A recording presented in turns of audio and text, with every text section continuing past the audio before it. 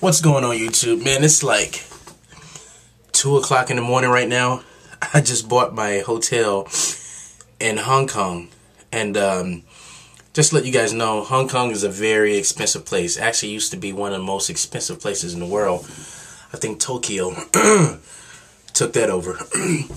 But while I'm doing this, let me just give you guys some advice on traveling.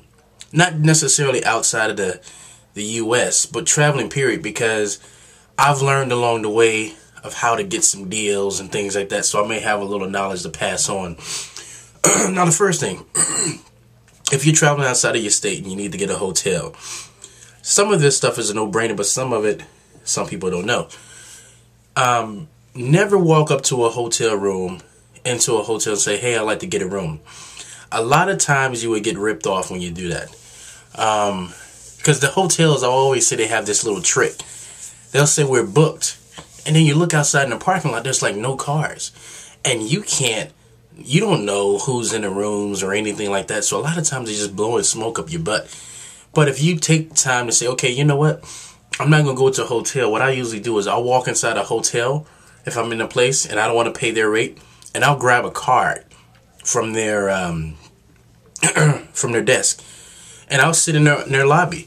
Now, I have internet. I have an internet card. I don't have to use their internet. And I'll just sit right there, or either go outside in my car, not to make it look obvious, and I'll try to either book their hotel or book a hotel around that area. Now, one of the websites that I use is Priceline.com. That one's okay, but a lot of times with Priceline.com, you don't know exactly what hotel you're getting, because it's like a bidding thing. You put your bid in, and you select areas. And that area that you select may not even be in the area that you want. And they divide them up by north, south, east, and west.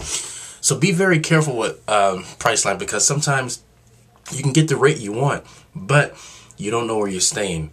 Now, Hotwire, on the other hand, Hotwire.com, I tend to like that one, because sometimes it'll say you won't know the area or whatever you're getting, but it'll show you the amenities on the side.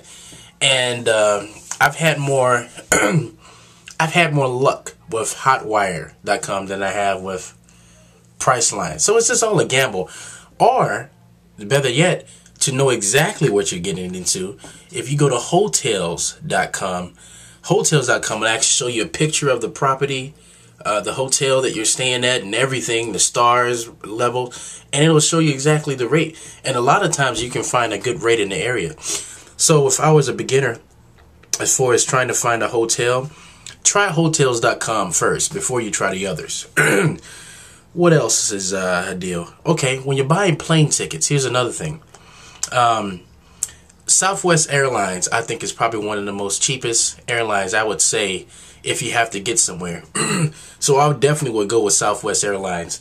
Or you can just go to Google and type the areas that you need to go. And sometimes Expedia, cheapairfares.com, or these other airfares will start bidding. You'll see bidding awards, and you'll see actually nice rates. You know, than just to go out to your local counter and say, hey, I want to go to a website, Delta Airlines, and buy a ticket right off of that. Don't do that. What else am I missing here? So we talked about the hotels. We talked about the booking of the deals. Okay, here's another thing. International travelers. And I just found this out tonight. So I was buying a ticket for Nepal.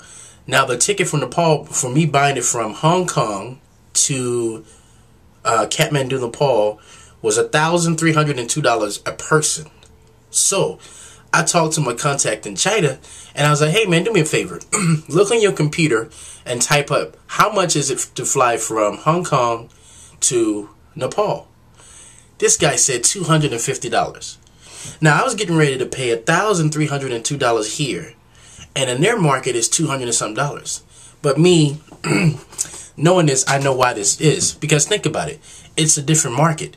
People in the US probably could pay that price, but people in China who make $400 to $500 a month can't afford to go to Nepal. So it's a much cheaper market. So with that being said, the tickets in China are much cheaper than they are in the US. So I was like, heck no, I'm not buying this ticket now. When I get there, I'm going to buy my ticket from Hong Kong to Nepal. you know, and it'd be much cheaper for me. So that's all I have for right now. If you guys have any other questions too, because I know there's some other things that relate to travel that you guys may have questions to. But if you have any questions, please let me know. And I thought I'd just give you guys this this information because God knows I've went through it a lot of times. So until next time, signing off.